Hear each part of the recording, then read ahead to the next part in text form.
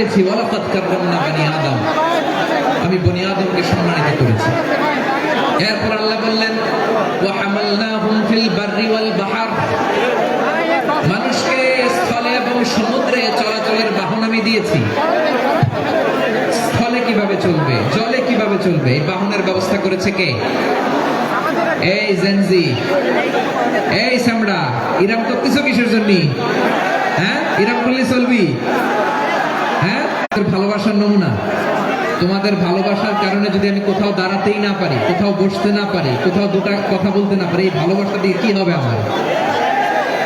বড় ঘামতে ঘামতে ঘর্মাক্ত হব, রক্তাক্ত হব, কিন্তু সেন্ট্রাল থেকে সেন্ট্রালি যে ইনস্ট্রাকশন আসবে, সেই ইনস্ট্রাকশনের এক চুল আমরা ডানে বায়ে যাব না। এইটা গণজাগরণের জন্য এইটা দরকার, ইসলামী বিপ্লবের জন্য এইটা দরকার। আমি চলাচলের যানবাহনের ব্যবস্থা করেছি। আমরা স্থলে ঘোড়ার উপরে চড়ি, উটের উপরে চড়ি, গাড়ির উপরে চড়ি। এই যে গাড়ির ইঞ্জিন বানাইছি আমরা, এটার মেধা দিয়েছে কে? আবার সাগরের মধ্যে আমরা নৌযান, জলযান, বড় বড় জাহাজ দিয়ে এক মহাদেশ থেকে আরেক মহাদেশ যাই, এক দেশ থেকে মালামাল গুলো আরেক দেশে পাঠাই। সাগরের ভেতরে নৌকা গুলোরে ধরে রাখলো কে? জামাদি নিয়ে সাগরের উপরে বিশাল বিশাল জলযান গুলো চলে, এগুলো ডুবে যায় না, কাত হয়ে যায় না, পড়ে যায় না, এগুলোকে স্থিতিস্থাপকতাকে ঠিক করে রাখলো কে? আপনারা জাহাজ দেখেছেন? জাহাজ, হ্যাঁ, বাড়ি চট্টগ্রাম হইলে দেখতে পারতেন, দেখছেন? বিশাল বিশাল জাহাজ, বিশাল জাহাজ মালামাল নিয়ে এক মহাদেশ থেকে আরেক মহাদেশে যায়। গত মাসে আমার জাপান সফর ছিল। এই যে বাংলাদেশে যে গাড়িগুলো চালান, বেশিরভাগ গাড়ি আসে কিন্তু জাপান থেকে। হাজার হাজার গাড়ি একটা জাহাজ বহন করতে পারে, হাজার হাজার গাড়ি। এটা সাগরের মধ্যে ভাসাইলো কে? সবাই বলুন, ভাসালো কে? হাজার হাজার গাড়ি নিয়ে জাপানিজ গাড়িগুলো আমাদের চট্টগ্রামের এয়ারপোর্টের বন্দরে ফিরে। যুক্তরাষ্ট্রে আমি দেখেছি বিশাল বিশাল জাহাজ। আপনারা টাইটানিক জাহাজের নাম শুনেছেন? টাইটানিকের 8 গুণ 10 গুণ বড়। সুবহানাল্লাহ কইবেন না? টাইটানিক জাহাজের 8 গুণ 10 গুণ বড় একটা জাহাজ আছে, আইকন অফ দ্য সি, আমি দেখে এসেছি।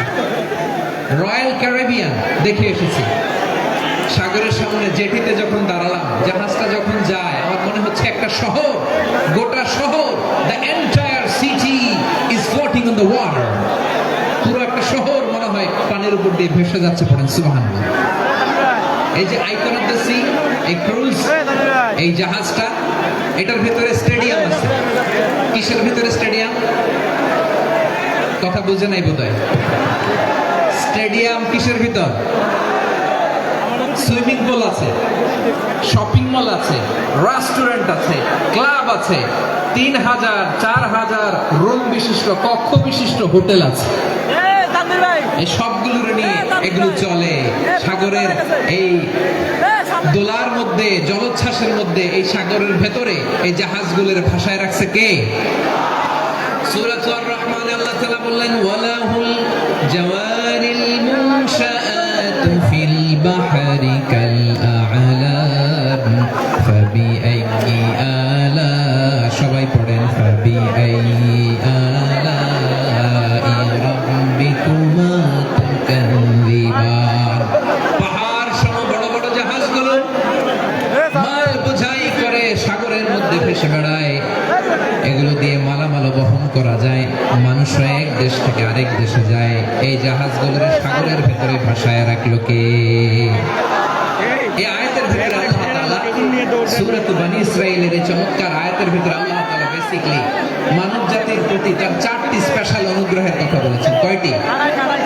2টা বলে ফেলছি। 1 নাম্বার ওয়ালাকাদ কাররামনা বনি আদম, আমি বনি আদমের সম্মান বাড়াইছি। নাকি মুসলমানদের, নাকি মুসল্লিদের?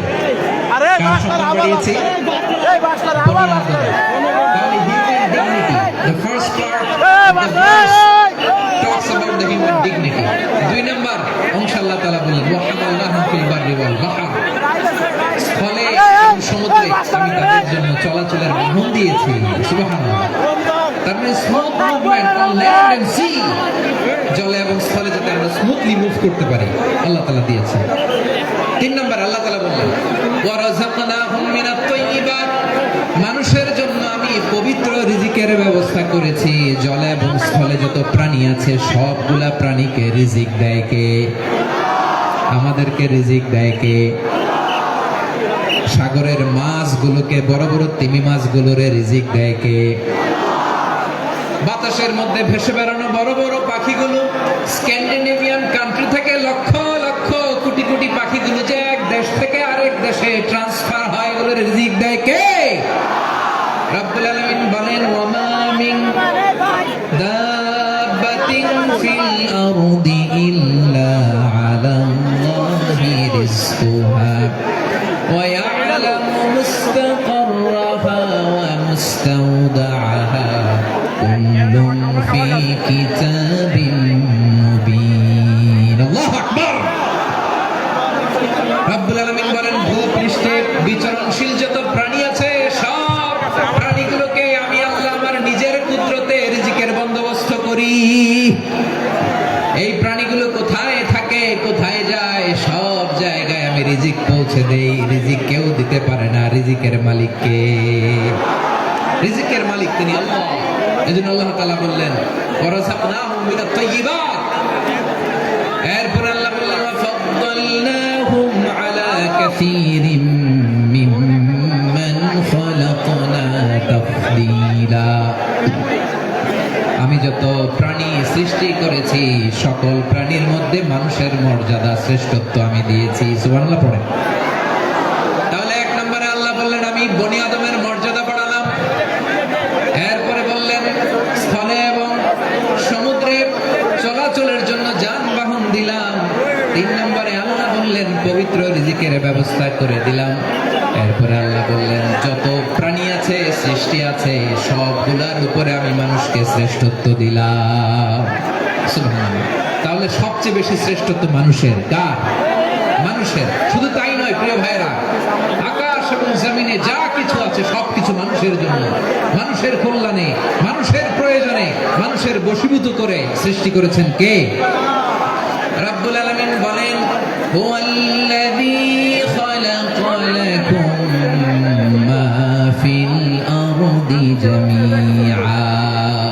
এই জমিনের মধ্যে যা কিছু আমি আল্লাহ সৃষ্টি করেছি সব কিছু আমি মানুষের জন্য সৃষ্টি করেছি। পড়েন সুবহানাল্লাহ। হুয়াল্লাযী খালাকা লাকুম মা ফিল আরদি জামিআ। যা আছে সব আমাদের জন্য, সব আমাদেরকে সার্ভিস দেওয়ার জন্য, আমাদের উপকারের জন্য, আমাদের কল্যাণের জন্য। আওয়াজ করে সবাই পড়ুন আল্লাহু আকবার। অন্য আল্লাহ বললেন ওয়াসাখখারা লাকুম মা ফিস সামাওয়াতি ওয়া মা ফিল আরদি জামিআন মিন ইন্না ফি যালিকা লাআয়াতিন লিকাওমিন ইয়াতাফাক্কারুন।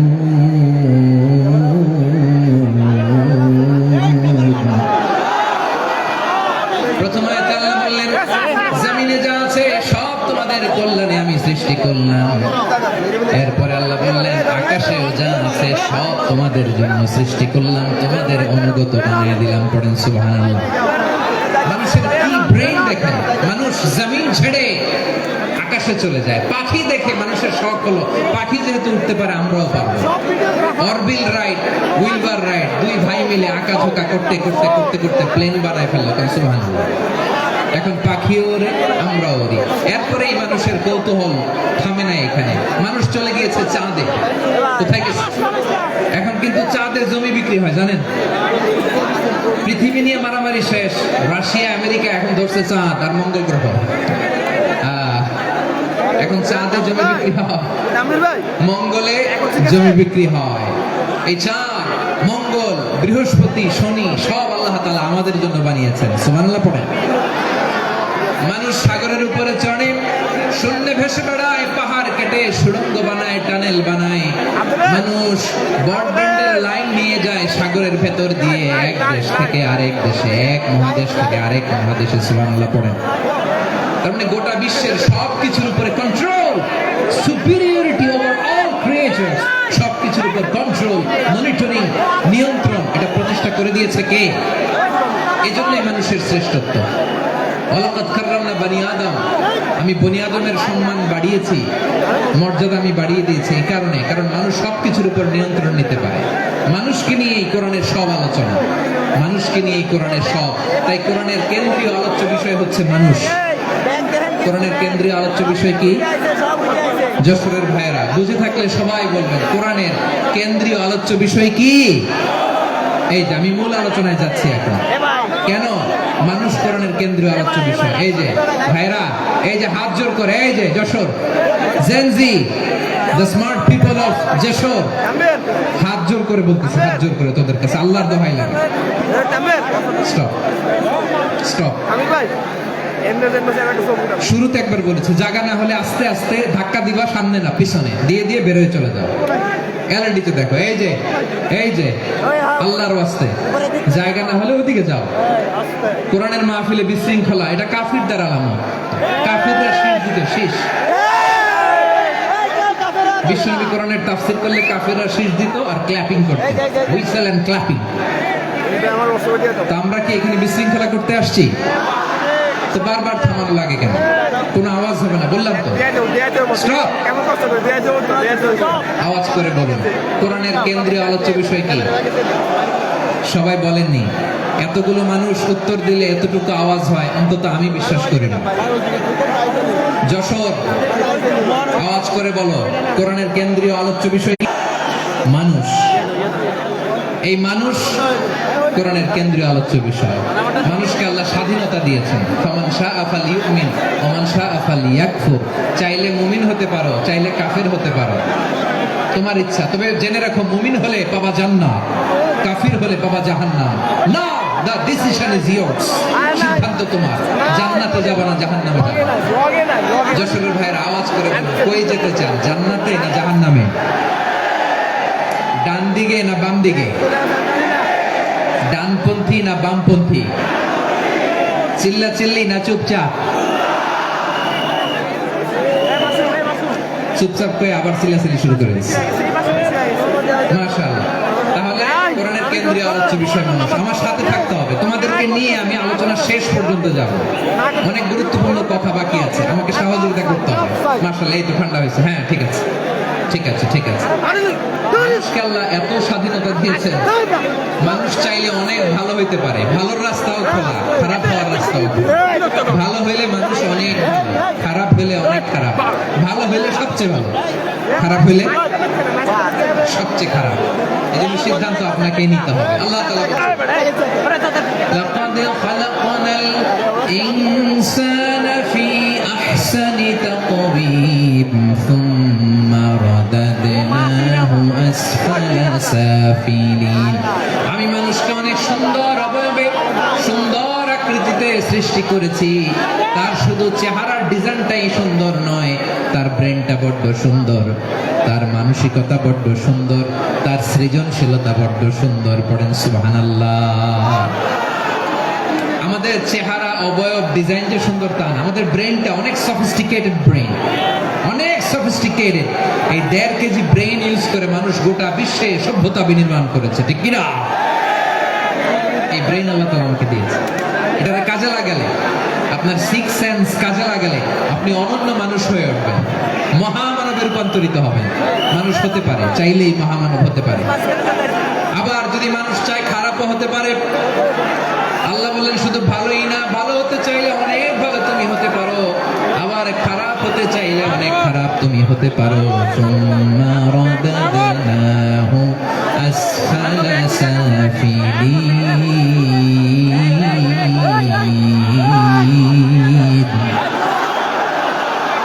খারাপ হলে একেবারে খারাপ হতে পারো, নিকৃষ্ট হলে একেবারে নিকৃষ্ট হতে পারো, ভালো হলেও ভালো হতে পারো। সুবহানাল্লাহ। এবার আওয়াজ করে বলুন, ভালো হতে চাই না খারাপ? শ্রেষ্ঠ না নিকৃষ্ট? ভালো হলে মানুষ ফেরেশতার চেয়েও ভালো, মানুষ খারাপ হলে সে পশুর চেয়েও খারাপ। কথা ঠিক কিনা বলেন? ভালো হলে ফেরেশতার চেয়েও ভালো, খারাপ হলে পশুর চেয়েও নিকৃষ্ট। তার মানে শ্রেষ্ঠত্বে মানুষ, শ্রেষ্ঠত্বে ফেরেশতাকে হার মানায়, আর অধপতনে শ্রেষ্ঠত্বে ফেরেশতাকে ছাড়িয়ে যায়, আর অধপতনে পশুতেও হার মানায়। আই রিপিট, আমি আবারও বলছি, মানুষ শ্রেষ্ঠত্বে ফেরেশতাকে ছাড়িয়ে যায়, আর অধপতনে সে পশুকেও হার মানায়। আওয়াজ করে বলতে হবে ঠিক কি না? এটার প্রমাণ কি? মানুষ শ্রেষ্ঠ হইলে যে ফেরেশতার চেয়েও সেরা, তার প্রমাণ কি? আল্লাহ তাআলা বলছেন, ওয়া ইয কুলনা লিল মালাইকাতি ইসজুদু লিআদম ফাসাজাদু ইল্লা ইবলিস আবা ওয়াস্তাকবারা ওয়া কানা মিনাল কাফিরিন। আল্লাহ বলেন, স্মরণ করো সে সময়ের কথা যখন আমি ফেরেশতাদেরকে বললাম, ও ফেরেশতারা আদমকে সিজদা দাও। সব ফেরেশতারা সম্মান সূচক সিজদা আদমকে দিল, তারা আদমের জন্য সিজদায় লুটিয়ে পড়ল, একজন ছাড়া, তার নাম ইবলিস। আওয়াজ করে বলেন তার নাম কি? সে অহংকার প্রদর্শন করলো, সে কাফের হয়ে গেল, বাকি সব ফেরেশতারা সিজদা দিল। সুবহানাল্লাহ। আবার আদম আলাইহিস সালামকে আল্লাহ জিজ্ঞেস করলেন, সব বলে দিল উত্তর, কিন্তু ফেরেশতাদেরকে একই প্রশ্ন জিজ্ঞেস করলেন, তারা উত্তর করতে পারে নাই। তার মানে এর মধ্য দিয়ে প্রমাণিত হয়, মানুষ ভালো হলে ফেরেশতার চেয়েও ভালো, ফেরেশতার চেয়েও মানুষের মর্যাদা বাড়িয়ে দিয়েছে কে? সব নূরের ফেরেশতা যখন মাটির আদমকে সিজদা দেয়, এটা প্রমাণ করে ফেরেশতার চেয়েও মানুষের মর্যাদা বাড়িয়ে দিয়েছে কে? তুমি মাটির আদমকে প্রথম সৃষ্টি করিয়া ঘোষণা করিয়া দিলে শ্রেষ্ঠ বলিয়া, তাই তো নূরের ফেরেশতা করে আদমকে সিজদা। ঠিক কিনা বলেন? তাই তো নূরের ফেরেশতা করে আদমকে সিজদা, সবার চেয়ে সম্মান দিলে মাটির আদমকে। আল্লাহু আল্লাহু তুমি জাল্লে জালালুহু, শেষ করা তো যায় না গে তোমার গুণগান। পড়েন না? পড়েন। আল্লাহু আল্লাহু তুমি জাল্লে জালালুহু, শেষ করা তো যায় না গে তোমার গুণগান। আল্লাহু আল্লাহু। আল্লাহু আকবার। আদমের মর্যাদা বেশি, মানুষের মর্যাদা বেশি, মানুষ শ্রেষ্ঠ, তার প্রমাণ নূরের ফেরেশতা মাটির আদমকে সিজদা করে। আওয়াজ করে বলেন ঠিক কি না? তাহলে মানুষ ভালো হয় ফেরেশতার চেয়ে ভালো। আবার মানুষ যদি খারাপ হয়, সে পশুর চেয়েও খারাপ। অধপতনে পশুত্বকে হার মানায়। তার প্রমাণ? তার প্রমাণ কি? তার প্রমাণ হচ্ছে, যশোরের ভাইরা দেখবেন পত্রিকায় মাঝে মাঝে এরকম দেখা যায়, এক মানুষ আরেক মানুষকে হত্যা করে 20 টুকরা করে বস্তার ভিতরে পড়েছে। আপনারা এই নিউজ পড়েন নাই না? দেখেন নাই? দেখছেন? মানুষ মানুষকে হত্যা করে কয় টুকরা? জোরে বলেন। এখানেই ক্ষান্ত হয় না, আবার কোথায় পড়ছে? বস্তার ভিতরে। আচ্ছা, বুঝে থাকলে আওয়াজ করে বলেন, কোনদিন শুনছেন একটা হাতি আর একটা হাতিকে হত্যা করে 20 টুকরা করছে, এরপরে বস্তার ভিতরে ভরছে? হয়েছে? তাহলে দেখেন, মানুষ যদি খারাপ হয়, সে পশুকেও হার মানায়। চিল্লায় বলো ঠিক কিনা? এমনও দুশ্চরিত্র মানুষ আছে, যার নজর থেকে 6 মাসের ছোট্ট মেয়ে থেকে শুরু করে 80 বছরের বৃদ্ধারাও নিরাপদ নয়। পশুকেও হার মানায়। মানুষ মানুষের ঘর জ্বালিয়ে পুড়ে মেসাকার করে দেয়, জনপদের পর জনপদ জ্বালায় দেয়। এরকম আছে না নাই? বোমা মেরে শহরগুলো উড়িয়ে দেয়। এই যে ইসরায়েল গাজার মধ্যে যে অ্যাটাক করেছে, এরা মসজিদ মানে নাই, মসজিদে বম ফেলেছে। এরা খ্রিস্টানদের চার্চ, গির্জা মানে নাই, গির্জায় বম ফেলেছে। পৃথিবীর ইতিহাসে never happened in the history that someone bombed on a hospital, on a ICU. এমন হাসপাতাল যেখানে আইসিইউ রোগীরা আছে, ওই হাসপাতালের উপরও ইসরায়েলি সৈনিকেরা বোমা মেরেছে। জোরে বলেন ঠিক কিনা? এরা মানুষ? আওয়াজ করে বলেন, এরা মানুষ না। প্রিয় ভাইয়েরা, চোখ কান নাক মুখ থাকলেই মানুষ না। যা সামনে দেখেন এগুলো সব মানুষ না, এগুলো জনসংখ্যা। এগুলো কি? সবাই বলুন, এগুলো কি? বাড়ছে জনসংখ্যা, কমছে মানুষ। বাড়ছে জনসংখ্যা, কমছে। এই দুনিয়া এখন তো বানায়, ইয়াতিম বানায়। ও কিন্তু বাসায় ওর মেয়েটাকে রেখে আসছে, ঠিক কিনা বলেন? বম্বিং করে যে বাবাকে মেরে, স্বামীকে মেরে, স্ত্রীকে বিধবা বানায়, তারও ঘরে স্ত্রী আছে। 40,000 নাই। উপর থেকে যারা মারতেছে এরাও মানুষ, যাদেরকে মারলো তারাও। তার মানে মানুষে মানুষে পার্থক্য আছে না? নেই, মানুষে মানুষে পার্থক্য আছে। নাক কান চোখ মুখ থাকলেই মানুষ নয়। বাড়ছে জনসংখ্যা, কমছে মানুষ, চিল্লায় বলো ঠিক কিনা? তাহলে আমরা বুঝলাম মানুষ ভালো হলে অনেক ভালো, খারাপ হলে অনেক খারাপ। ও আমার কলিজার টুকরা যশোরের ভাইয়েরা, আসুন না 3 দিন ব্যাপী এই তাফসীরুল কোরআনের ঐতিহাসিক প্রোগ্রাম থেকে আমরা সিদ্ধান্ত নেই, আমরা ভালো মানুষ হব নাকি খারাপ মানুষ হব। কলিজা থেকে, প্রাণ থেকে আওয়াজ করে সবাই বলুন, ভালো মানুষ নাকি খারাপ মানুষ? ভালো মানুষ হতো, ভালো মানুষ যারা জগৎটাকে এনলাইটেন করবে, যারা এনলাইটেন করবে, মানুষকে নার্চারিং করলে, মানুষকে পলিশ করলে, মানুষকে গ্রুমিং করলে, মানুষকে সঠিক তারবিয়া দিলে মানুষ অনন্য হয়ে ওঠে। প্রতিটি মানুষ অনন্য, আমি অনন্য, আপনি অনন্য, আমরা সবাই অনন্য। সুবহানাল্লাহ বলেন।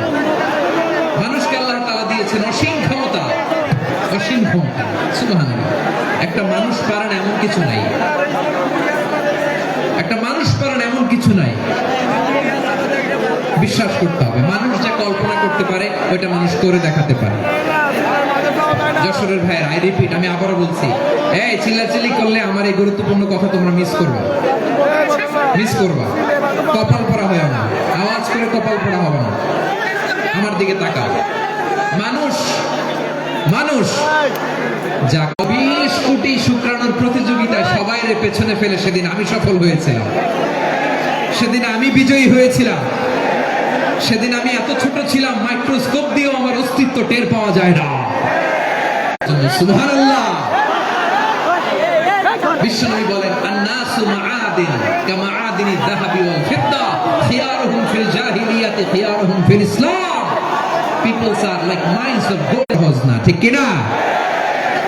একটা কথা জীবনের সাথে সেট করে নিতে হবে, আমি জিতি নয় শিখি, আমি কখনো হারি না। জীবনের সাথে সেট করে নাও। জেনজি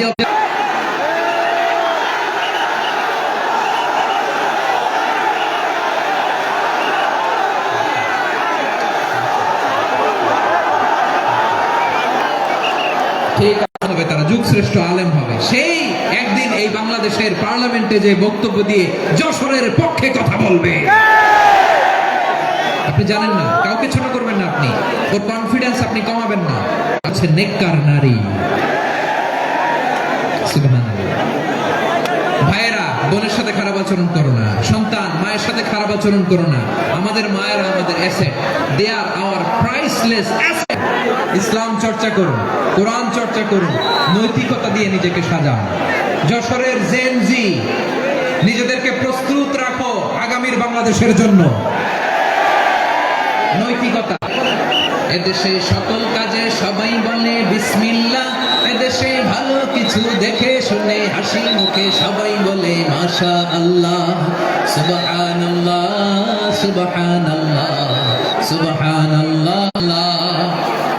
এদেশে আজান শুনে সূর্য ওঠে শহর গ্রামে, এদেশে আজান শুনে সূর্য ডুবে সন্ধ্যা নামে, এদেশে সকল কাজে সবাই বলে বিসমিল্লাহ, এদেশে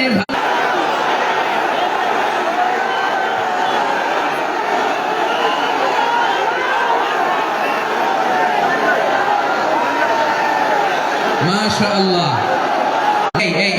এইভাবে হবে? হয় বসুন নয় পেছনে, কথা নেই, কথা তো বলাই যাবে না, হারাম কথা বলা। আজকে একেবারে চুপ, আজকের জন্য হারাম করে দিয়েছে আমি কিছু সময়ের জন্য, একেবারে নিষিদ্ধ। জাপানের 2টা উদাহরণ দেই, খেয়াল করে একটু শুনেন, বুঝবেন। জিতেছিল জাপান, জিতেছিল 22 সালে ফিফা ওয়ার্ল্ড কাপে জাপান ফুটবল খেলা জিতে। পার্ট অফ দ্যাট সেলিব্রেশন তারা খেলার পরে পুরো স্টেডিয়ামটাকে ক্লিন করে, the fan base of Japan. Lakh lakh মানুষ খেলা দেখতে যায়, তো এত ডাস্টবিনও তো নাই। জাপানের যে ছেলেরা খেলা দেখতে গেছিল, ক্লিন করার দায়িত্ব দিছিল, তারা কি স্টেডিয়ামের পরিচ্ছন্নতা কর্মী? তাদের আকল, তাদের সিক্স সেন্স তাদেরকে বলেছে ছোটবেলা থেকে জাপান গভর্নমেন্ট ওদেরকে এত পরিচ্ছন্নতা শেখায়। ক্লিন আমরা কেন এমন হইতে পারলাম না? আমরা কেন এমন হতে পারলাম না? জাপানের যারা এগুলো করছে ওদের 3টা করে চোখ না? চোখ তো 3টা জাপানা লাগো, জাপানা লাগো, হাত তো 4টা, কান তো 6টা। হ্যাঁ, নাকি আমার মতো 2 হাত 2 কানালা মানুষ? চোখে দেখলে ওটা মানুষ না।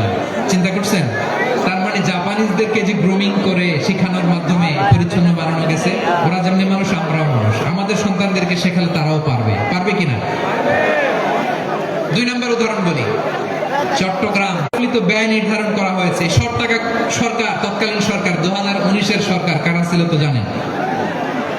এই 2019-এর সরকার তাদেরকে দিয়েছে, তারা রিনোভেশন নির্মাণ শেষে 738 কোটি টাকা অতিরিক্ত বেঁচে গেছিল। এটা আবার গভর্নমেন্টের হাতে বুঝাই দিয়ে তারা বিদায় নিয়েছে। জাপানের 2টা উদাহরণ দিলাম, এবার আমার দেশের 2টা উদাহরণ দিব না?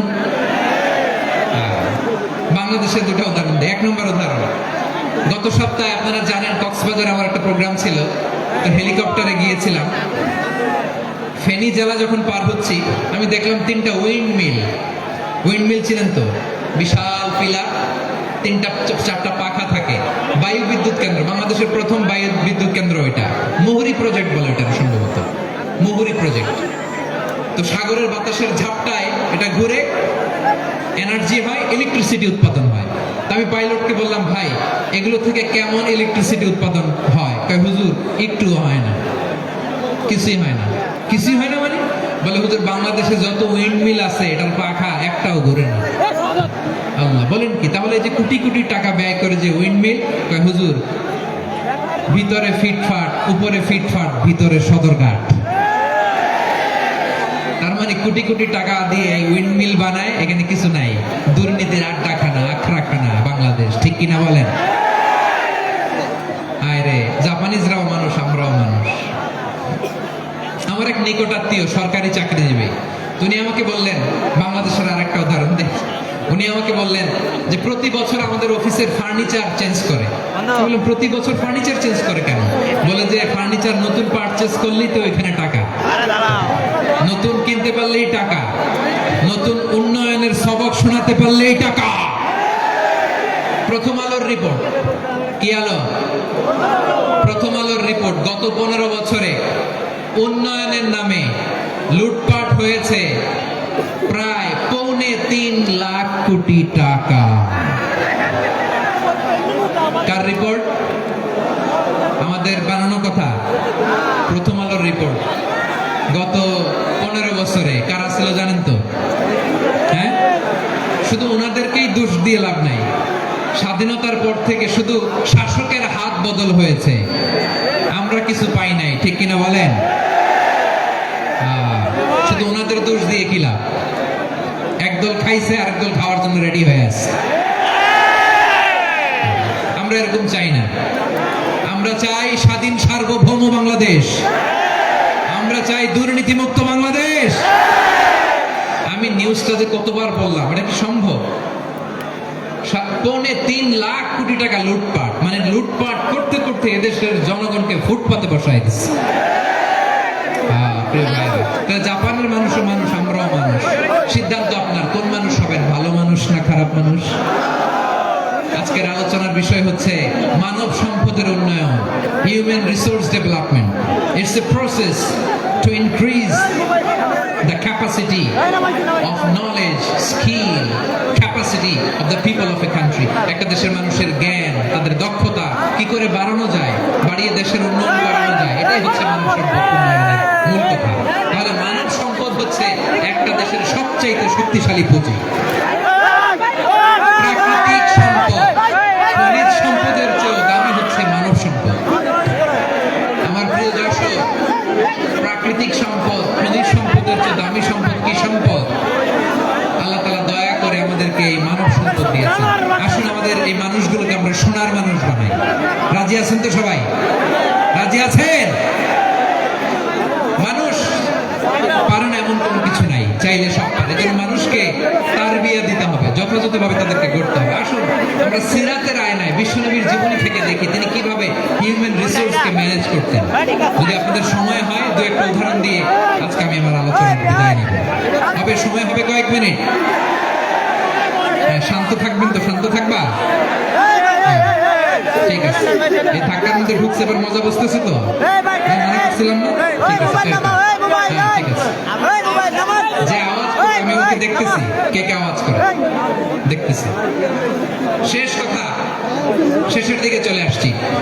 বিষ্ণু ইসলাম কিভাবে হিউম্যান রিসোর্সকে ম্যানেজ করতেন, মজার কথা আছে কয়েকটা, বলে বিদায় নেব।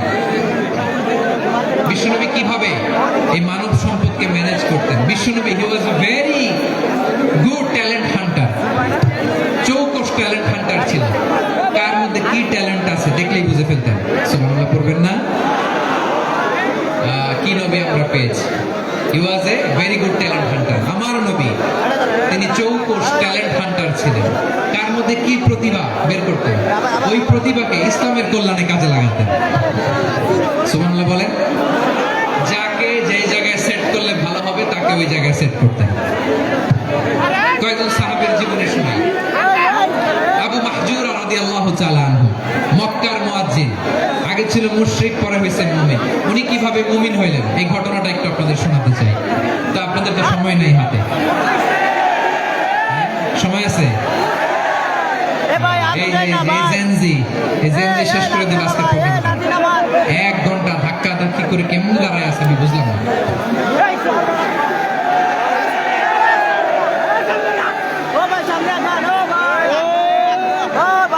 না তাকবির না, চুপ করতে হবে। What I need, you stop. Just shut up. চুপ। হ্যাঁ, ঠিক আছে। মাহজুরা রাদিয়াল্লাহু তাআলা কিভাবে মুসলিম হলেন আওয়াজ করে শুনেন। হুনাইনের যুদ্ধ 8ম হিজরি। বিষ্ণু ইসলাম হুনাইনের যুদ্ধ শেষে ফিরতেছেন, পথিমধ্যে বেলাল রাদিয়াল্লাহু তাআলা, এই যে আবার কথা, এখানে ধাক্কা থাকি কেন? চলে যাও, পেছনে যাও, পেছনে যাও। কি আজীব তামাশা, যেখানে যাই এখানে ধাক্কা ধাক্কি, মারামারি, গায়ের উপরে, কাঁধের উপরে, শাউটিং।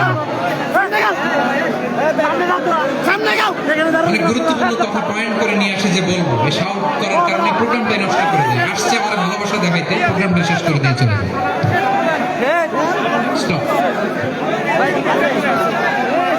আবার কথা বলো, স্টপ। হুনাইনের যুদ্ধে 8ম হিজরি। কত হিজরি সবাই বলেন না একটু, কত হিজরি? 8ম হিজরিতে হুনাইনের যুদ্ধে রাসূল সাল্লাল্লাহু আলাইহি ওয়াসাল্লাম ফিরে আসতেছেন মদিনায়। পথিমধ্যে বেলাল রাদিয়াল্লাহু তাআলা আনহু আযান দিচ্ছেন। কি দিচ্ছেন? তো পাশে ছিল মুশরিকদের একটা পল্লী, কিছু মুশরিক তরুণ, কিছু অমুসলিম কিশোর, তারা আযানকে ব্যঙ্গ করতেছে। আমাদের বাংলায় মুখ ভেঙানো বলে আর কি। বেলাল রাদিয়াল্লাহু তাআলা আনহু আযান দিচ্ছেন, ওই বাচ্চাগুলো মুশরিক, তো ওরা আযানকে ব্যঙ্গ করতেছে, বিকৃতি করে ওরাও আযান দিচ্ছে। উদ্দেশ্য হচ্ছে আযানকে নিয়ে ঠাট্টা করা। উদ্দেশ্য কি? ঠাট্টা করা। ব্যাপারটা মনে কষ্ট পাওয়ার মতো ব্যাপার না? কিন্তু বিশ্বনবী ওইখানে দেখেন কি খুঁজলেন। বিশ্বনবী খেয়াল করলেন অমুসলিম কিশোরদের মধ্যে থেকে একটা কিশোরের গলাটা বড় দরাজ গলা, কণ্ঠটা বড় সুন্দর।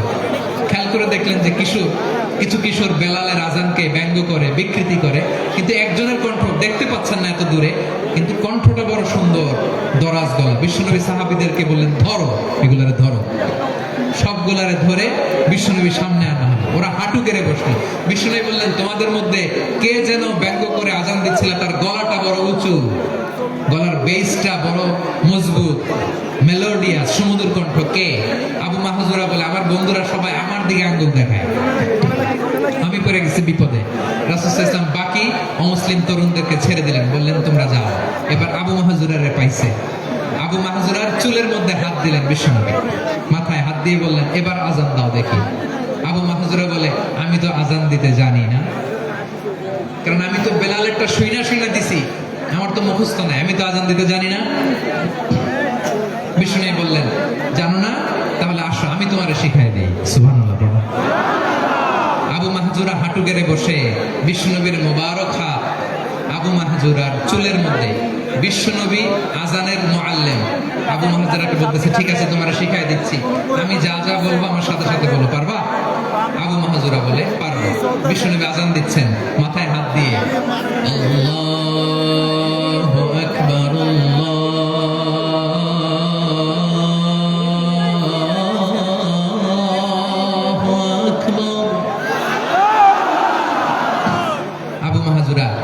এই বাক্যটা পড়লেন।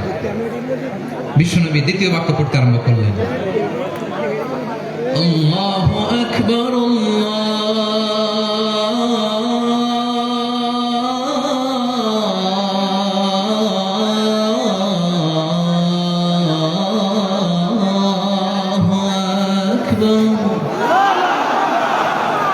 আবু মাহজুরা এই বাক্যটা বললেন।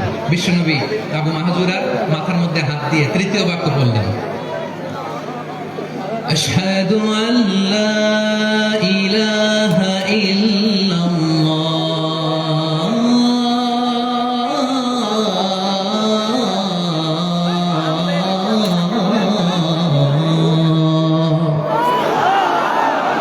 আবু মাহজুরা তৃতীয় বাক্য বললেন। বিশ্বনবী একটা বাক্য পরে আবু মাহজুরা, আবু মাহজুরা কিন্তু মুসলিম, মুশরিক। আবু মাহজুরা বলে, এক একটা বাক্য পড়ি আমার কলিজাটা গলে ঠান্ডা হয়ে যায়। এতদিন মোহাম্মদকে গালি দিতাম, এখন মোহাম্মদ আমার মাথায় যখন হাত রাখছে আমার সারা শরীর ঠান্ডা হয়ে গেছে। বিশ্বনবী আজান শিখাচ্ছেন, একটা একটা বাক্য পড়ে আবু মাহজুরাও পড়ে, বিশ্বনবী পড়ে, আবু মাহজুরাও পড়ে। পুরো বাক্যগুলো যখন শেষ, আজান শেষ, আবু মাহজুরাও যখন পুরো আজান পড়লেন, আবু মাহজুরা বললেন, এতদিন মোহাম্মদের চেহারা দেখলে আমার ঘৃণা লাগতো, আজ থেকে মোহাম্মদের চেহারার চেয়ে প্রিয় চেহারা আমার কাছে নাই। আবু মাহজুরা বললেন, ও মুহাম্মদ, আজানের বাক্য তো আপনি আমারে শেখালেন, এখানেই শেষ করবেন না, আপনি আমারে পড়ায় দেন, লা ইলাহা ইল্লাল্লাহু মুহাম্মাদুর রাসূলুল্লাহ সাল্লাল্লাহু আলাইহি ওয়াসাল্লাম। বিশ্বনবীর সাথে দাঁড়িয়ে উনি শাহাদা পড়ে মুসলমান হয়ে গেলেন। এবার আবু মাহজুরা বলে, ইয়া রাসূলুল্লাহ, ইয়া হাবিবাল্লাহ, আমি মুমিন হয়েছি, মুসলমান হয়েছি, আপনার কাছ থেকে আজান শিখার সৌভাগ্য আমি লাভ করেছি নবী। আমার কণ্ঠের বড় তারিফ করেছেন আপনি, আমার আজানকে আপনি পছন্দ করেছেন। একটা জিনিস আপনার কাছে চাই, আপনি আমাকে মক্কার মসজিদুল হারামের মুয়াজ্জিন হিসেবে অ্যাপয়েন্ট করে দেন। বিষ্ণু ইসলাম বললেন, যাও আবু মাহজুরা, আমি তোমাকে পৃথিবীর শ্রেষ্ঠতম মসজিদ মক্কার মসজিদুল হারামের মুয়াজ্জিন হিসেবে অ্যাপয়েন্ট করে দেব। দেখছেন কিভাবে ট্যালেন্ট হান্টিং করতে হয়, কিভাবে হিউম্যান রিসোর্স মানব সম্পদকে ব্যবহার করতে হয়। আসছিল আজানকে ভেঙাইতে, আসছিল কেন? আজানকে ব্যঙ্গ করার জন্য, বিকৃত করার জন্য। আজানকে বিকৃত করতে যে ইসলামের সবচেয়ে শ্রেষ্ঠ মসজিদের মুয়াজ্জিন হয়ে গেল। পড়েন সুবহানাল্লাহ। হযরত আবু মাহজুরা রাদিয়াল্লাহু তাআলা আনহু ওনার এই সুরলিত কণ্ঠ ব্যবহার করে মসজিদুল হারামে এত সুন্দর করে আল্লাহু আকবার বলে আজান দিতেন। মানুষগুলোর মুসল্লি নাই, চুলের মধ্যে খুন লাগায় নাই। আবু মাহজুরা ডান দিকের চুল কাটতো, বাম দিকের চুল কাটতো, পেছনের চুল কাটতো, সামনের চুল কাটতো না। আবু মাহজুরা রাদিয়াল্লাহু তাআলা আনহুর সামনের চুলগুলো বড় হতে হতে যখন এত বড় হয়ে যায়, তিনি চুলগুলো পেঁচিয়ে মাথার মধ্যে রাখতেন, তারপরে তিনি পাগড়ি পরতেন। সবাই জিজ্ঞেস করতো, আবু মাহজুরা, এটা আবার কেমন স্টাইল?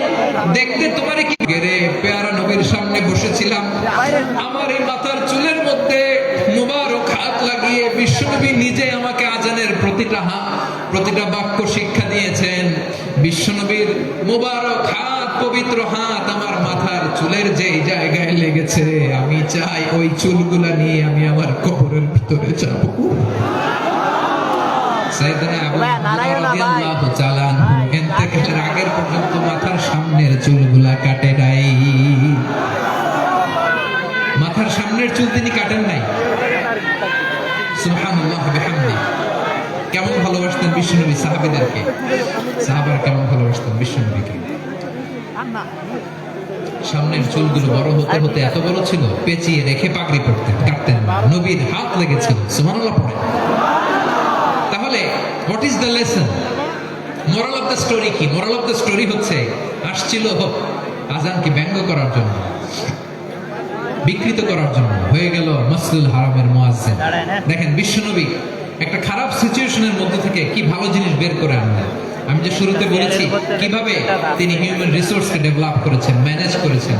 তিনি যে চৌকস ট্যালেন্ট হান্টার ছিল, দেখেন সবার মধ্যে থেকে এর বাছাই করে মুয়াজ্জিন বানাই দিয়েছেন, সুবহানাল্লাহ পড়ে। তার মানে এই না সবাইরে ধরে ধরে উনি মুয়াজ্জিন বানাইছেন। যার যে ট্যালেন্ট আছে তাকে ওই কাজে অ্যাসাইন করেছেন। যার যে প্রতিভা আছে তার প্রতিভাকে ইসলামের কাজে লাগিয়েছেন, সুবহানাল্লাহ। যায়েদ বিন সাবিত রাদিয়াল্লাহু তাআলা নাম শুনছেন? তারপরে এর সামনে দাঁড়ায় আছে, সারা পিছনে দাঁড়ায় না। যদি জিজ্ঞাসা সালমান খানের নাম শুনছেন, সবাই হাত তুলবে, জি হুজুর শুনছি, মানে সব দেখা শেষ, পুরো মাহফিলের আউলে লইছে এরা। সালমান খান, আমির খান, ওমর খান, সব খান। যায়েদ বিন সাবিতের নাম মুখস্থ নাই মুসলমান। যে সাহাবী মাথার সামনের চুল কাটে নাই, মসজিদুল হারামের মুয়াজ্জিন বানাইছেন বিশ্বনবী, সাহাবীর নাম কি? খায়া ফেলেছে, স্লোগানের সাথে খায়া ফেলেছে। আবু মাহজুরা, কি নাম? আবু মাহজুরা আল জুমাহি রাদিয়াল্লাহু তাআলা। এই নামটা আজকে নিয়ে যাইতে হবে যশোর। আবু মাহজুরা রাদিয়াল্লাহু তাআলা। দুই নম্বরে বলছিলাম যায়েদ বিন সাবিত রাদিয়াল্লাহু তাআলা। বিশ্বনবী দেখলেন মদিনার এই আনসারী সাহাবী হাইলি ট্যালেন্টেড, ইন্টেলেকচুয়াল, মেরিটোরিয়াস, জ্ঞানের প্রতি তার আকর্ষণ, মারাত্মক আকর্ষণ। বিশ্বনবী তাকে দায়িত্ব দিলেন, কোরআন যা নাজিল হয় তুমি লিখো, কাতিবুল ওয়াহি বানাই দিলেন, সুবহানাল্লাহ। যায়েদ বিন সাবিতরে আবার আযান শেখান নাই, কারণ তার মধ্যে বিশ্বনবী প্রতিভা দেখেছেন, একাডেমিক প্রতিভা। বিশ্বনবীর একাডেমিক প্রজেক্টগুলো তিনি হ্যান্ডেল করতেন। যায়েদ বিন সাবিত ছিল বিশ্বনবীর ব্যক্তিগত সচিব। কি ছিল? ব্যক্তিগত সচিব, বুঝেন নাই? বিশ্বনবীর ব্যক্তিগত সচিব এবং দোভাষী। ইহুদিরা কিছু লিখে দিলে এটার অর্থ বিশ্বনবীরে বুঝায় দিতেন, আবার ইহুদিদের কাছে কিছু লিখতে হলে তিনি লিখে দিতেন। বিশ্বনবী একদিন বললেন, ইন্নী ওয়াল্লাহি মা ইয়াহুদা আলা কিতাব। ইহুদিরা যে চিঠি পাঠায় অর্থ তো বুঝি না, আরেক ইহুদি আইনে অর্থ করা লাগে। আবার ইহুদিদের কাছে কিছু লিখে পাঠাইতে চাইলে আমরা তো লিখতে পারি না, ইহুদিরে দিয়ে লেখা লাগে। ওরা যে পয়রা শোনায় লিখে দেয়, আমি ওদের বিশ্বাস করি না। আমার নিজের একজন লোক দরকার। বিশ্বনবী যায়েদ বিন সাবিতকে চুজ করলেন ল্যাঙ্গুয়েজের জন্য। উনি বললেন, যায়েদ তোমার সফট স্কিলকে ডেভেলপ করতে হবে, তুমি হিব্রু ল্যাঙ্গুয়েজ শিখে ফেলো। যায়েদ বিন সাবিত বলল, বিশ্বনবীর মোটিভেশন আর ইন্সপিরেশন পেয়ে আমি 15 দিনে ইহুদিদের এই হিব্রু ল্যাঙ্গুয়েজ শিখে ফেললাম। শুধু শিখে ফেললাম না, হাত্তা হাদিকতু, even I became master in the language. এই ভাষা আমি পারদর্শী হয়ে গেলাম। এরপর ইহুদিরা চিঠি লিখে পাঠালে আর কোনো ইহুদি ডাকা লাগতো না, আমি নবীর এটার অর্থ শুনে পরে বুঝাই দিতাম। আবার ইহুদিদের কাছে চিঠি লেখা লাগলে আমি যায়েদ বিন সাবিত চিঠি লিখে দিতাম, সুবহানাল্লাহ। দেখেন এত সাহাবীর মধ্যে থেকে বিশ্বনবীর একাডেমিক প্রজেক্ট, ব্যক্তিগত সচিব, দোভাষী হিসেবে তিনি যায়েদ বিন সাবিতের মতো তরুণকে নির্বাচিত করেছেন। কেমন ট্যালেন্ট হান্টার ছিল আমার নবী, সুবহানাল্লাহ পড়বেন না? বিশ্বনবীর ইন্তেকালের পরে সাইয়েদনা আবু বকর রাদিয়াল্লাহু তাআলা আনহু যখন খলিফা হয়ে আসলেন, কোরআনকে সংকলনের দায়িত্ব দেয়া লাগবে কোন সাহাবীকে দিবেন। সব সাহাবারা মিলে পরামর্শ করলেন, সাইয়েদনা আবু বকর, ওমর সবাই মিলে এই বিশাল কোরআন সংকলনের গুরু দায়িত্ব বিশ্বনবীর ব্যক্তিগত সচিব, বিশ্বনবীর দোভাষী, বিশ্বনবীর সিলেক্ট করাই লোক যায়েদ ইবনে সাবিত রাদিয়াল্লাহু তাআলা আনহুকে দিয়েছে। কোরআনের কবিতা আজকে এখানে রাখে নাই। এই যে আজকের যে কোরআন পড়েন, এটা আগে এরকম ছিল না। কোরআন নাজিল হলে সাহাবারা চামড়া, উটের চামড়ায় লিখে ফেলতো, উটের চ্যাপ্টা হাড্ডির মধ্যে লিখে ফেলতো, গাছের গুড়ির মধ্যে লিখে ফেলতো, বিভিন্ন জনের কাছে ছড়ানো ছিটানো ছিল। আবু বকর রাদিয়াল্লাহু তাআলা আনহু একসাথে করলেন, পরবর্তীতে ওসমান রাদিয়াল্লাহু তাআলা আনহু একসাথে করলেন। 114 সূরার এখন এই মুসহাফ, এই কম্পাইলেশন, এই কপি আমরা পেয়েছি, যার হিউজ কন্ট্রিবিউশন ছিল। এই পুরো কোরআন কম্পাইলেশনের প্রজেক্ট ম্যানেজার ছিল যায়েদ বিন সাবিত রাদিয়াল্লাহু তাআলা।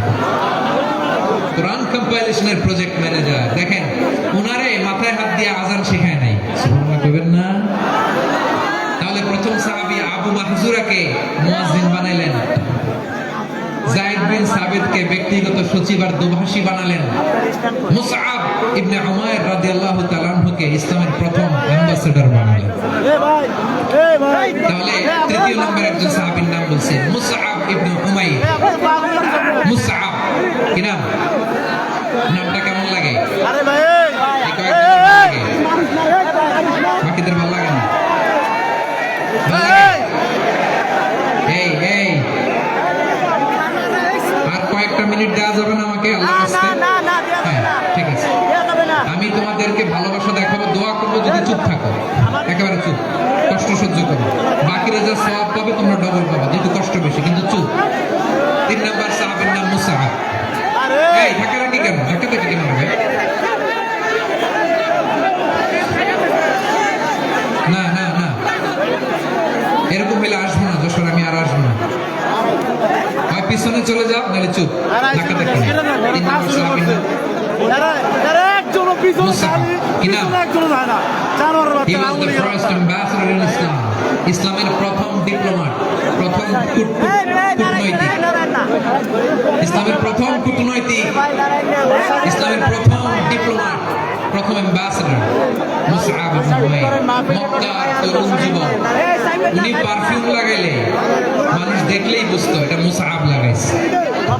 এমন ড্যাশিং ফেসের ছিল, এমন স্মার্ট ড্যাশিং ফেস, এমন পার্সোনালিটির মানুষ ছিল মুসআব রাদিয়াল্লাহু তাআলা। যিনি ইসলামের স্লোগান মুখপত্র হবেন, তার স্মার্ট করা ছেড়ে নাই।